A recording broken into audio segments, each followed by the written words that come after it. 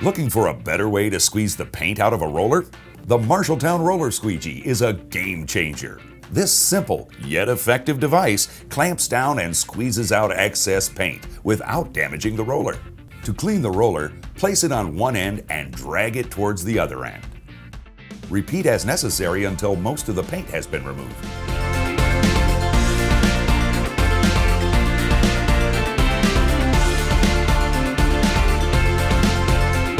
To clean the remaining paint out of the roller, use water and a mild dish soap in a 5-gallon bucket.